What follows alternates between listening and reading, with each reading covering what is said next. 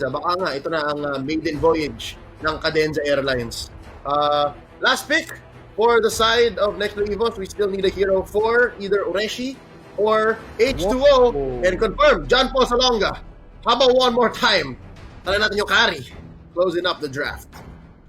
Yeah, they had to pick up the carry dahil balance nga yung core dito ng Blacklist International, and it's really just to answer the Barats and the flexibility and the tankiness that he got. Well, also the Esmeralda. So sinasabi ng Nexplay Evos na yun talaga yung tinitignan nila dito as the biggest threats to their lineup, which is understandable. Ang squishy ng lineup ng Nexplay Evos, and you have two very high sustained frontliners, yung isa pang a jungler. So it makes sense for that last pickup, but it's one of those lineups that, dare I say, for NXP, look kind of greedy.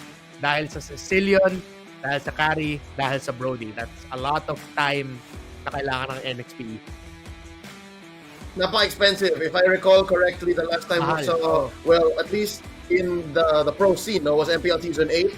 It was by Echo Philippines na nag-carry at nag-Sicilian sila. It wasn't the age of Sicilian just yet. Very meta, very out of meta pa si Sicilian on. And it was expensive then. How about now?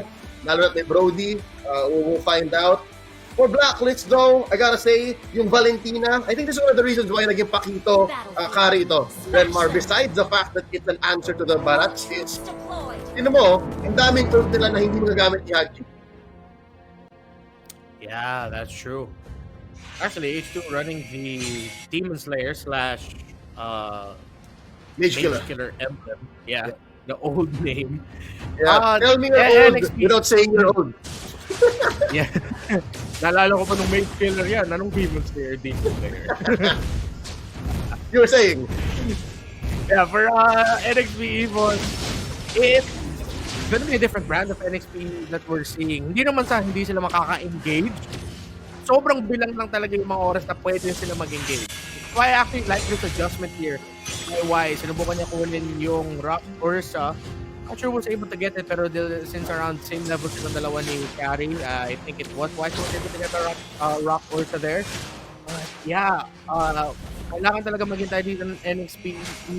They can't be too aggressive. But if they have an opening, maybe they'll be able to win a small skirmish, isa o dalawang kills.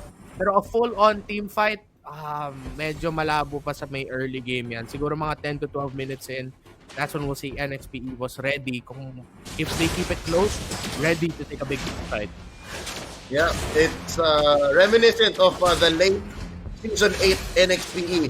Kung saan minsan nilalagay nila si H2O sa isang Nathan. But right now, look at this. Detna's welcome on to H2. Where are you going? Kamunti ka na, may backup. Ang Nexplay Evos dito. Hayes and Ureshi stopping the first kill. Uy, ano pala si Dominic? Ang lalim. Proxy wars na nga. Sinimula ni Dominic agad. Lalim. It's going to be a early turtle positioning here for Wise. Gusto niya siya yung mauuna sa turtle positioning. Exactly. Oy! That'll be jump. Oh, Hayes! At about half his health, Dominic charging up the Falling Star Moon. Tutulong na lang yata sa pagkuha ng Lord dito, but no. Gonna go around. Flank! H2 here. Wise taking the turtle buff here. Shielded up ang Blacklist International. Instead, they're gonna try to deny the purple. Nako, out of shape yata ang Nexplay Evos para pumilit dito ha. Mababa ng buhay nila, especially Hayes. Hayes and Cadenza. Not in a good position here. Retribution right in H2's face. That's gonna be tough. And this is what's tough against a lineup na may carry jungle. You're up against a Baron jungle who already got the first turtle of the game. Nanakaw pa yung buff mo. This extends the time until we see Nexplay Evos ready to really take it to Blacklist International. But if they are, how ready are their damage dealers? How ready to deal damage to the Barats? Gaano ka-ready si Donut on the Brody to deal damage? Next, NXT Evos here, yes, sinusubukan nila protektahan si H2. Pero just as equally, kailangan din nila tulungan si Donut kasi siya yung isa magiging late game security talaga dito, or even mid game if they can really help him farm up very quickly. Yeah, and so far, it's not impossible, but it's very difficult. Blacklist International ahead by about 800 to 1,000 gold at any given time in this 3-minute, 30 seconds game. Bottom lane, napapadalas ang bisita ni Ureshi, ni H2 dito. And I think it's because they're trying to go for the turtle still. Alam nila pag na-turtle sila dito, ang ganda. Parang yung rampa lang sila nung game number 3. And right now, parang nag-iba yata ang inip ng hangin. Hindi na gano'ng kahirap ang buhay ni Owl. Oh, the claws though. Ang ganda talaga. Na-imagine ko na yung late game ng Nexplay Evos. Kung kunyari, makarting tayo doon, ang ganda no sanguine claws for this very melee, very back line heavy lineup ng Blacklist. Oh, exactly. And that's why kailangan lang talaga kumapit dito ng NXP Evos. Not let Blacklist International to completely run away with it. But Blacklist International, ginagawa nila yung mga tamang moves. Ininto nila at dinidisrupt nila yung farm ni H2. Pero at that time, at least, nakuha na yung H2 yung purple buff niya. But hindi pa rin makaka-contest dito ang NXP Evos. Again, I'm giving at around this time, maybe around 8 to 10 minutes for NXP Evos to be ready to go up against Blacklist. If NXP Evos lose another team fight, make that closer to 10 to 12 minutes. So, rapid gaming talaga for NXP. So, every team fight na matalo nila, or every death, or every stumble, it adds a minute or two to their eventual mid-game or late-game spike.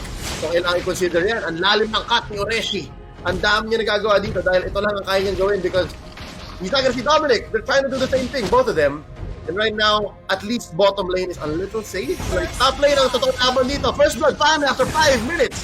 Oh my beat. Villa Luna taking down Donut.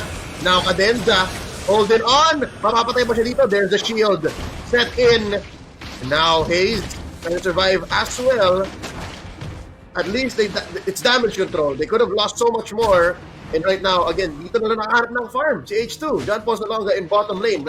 Yun nakawa niya at least sa bottom lane, sa bottom camp, bottom jungle. See Wise, but the damage is done. Look at top lane. Wow, 2K ahead na ang Blacklist International. Ooh. Red team turret has been destroyed. Sobrang baba pa ng damage ng NXP Evos. Blacklist, they're just naturally scaling so fast. Sa lineup nila, nakalabas na si Owl sa lane. Level 8 compared to the level 7 of the Brody, but mas na-maximize ni Donut, ni Owl rather, yung mga gold pwede niya kunin in lane. And NXP, this is what they're getting. Expected naman to sa lineup nila, and with what Blacklist International acknowledged. Kaya ang bilis ng tempo ng Blacklist sa pag-back ng mga tore. That's another tower for Owl. More gold for the Flint. Yep, and right now, Dominic matatamaan ng Circling Eagle and a knock-up by Ureshi. Pero hindi nila matatapos dito. Dominic still alive. There's a turtle. Last turtle, potentially, of this game. And Owl is just pushing. Binamataan siya dito. Binabantayan ni Oh My Venus. And so far, objectives have been easy for Blacklist International in this 6 minutes. 50 seconds game. Oreshi 1v1 with Esmeralda. Sumasayo isa, sumusuntok naman yung kalaban niya. H2 gonna come in, take this crab coin, and this is as free as it gets for H2. Ito na yung pinakamadaling mga parts ng buhay ni H2 sa early game.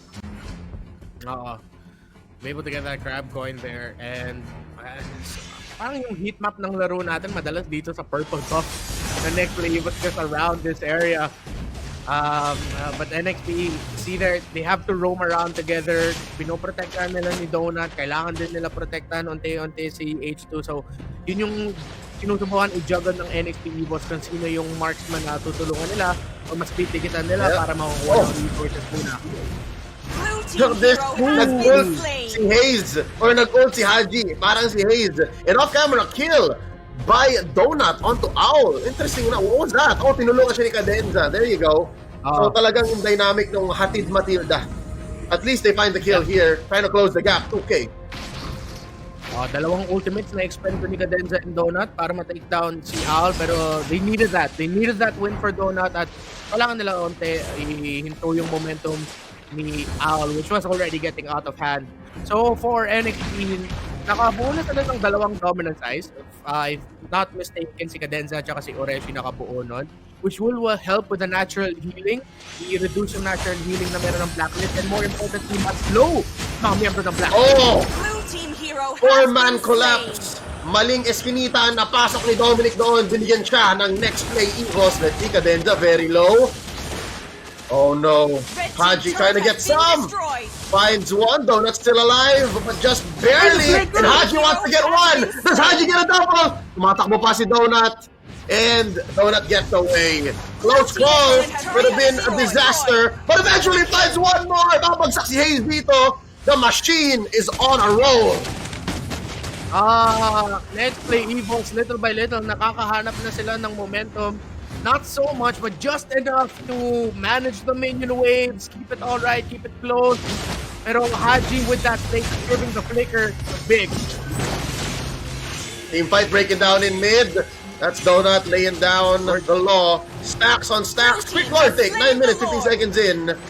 Again, when it comes to objectives, kailangan paghirapan ng Nexplay Evos yun. So ang mapa ay kay Blacklist pa rin. Pag may sinabi silang kailangan namin to, they easily get it. I'm wondering what the item game looks like on Wise right now, given that they're ahead by 3K here. Saan kaya napupunta yung gold? Kanino kaya? They have the War Axe and the Antikiras already. So, ang aga din sinagot sa H2.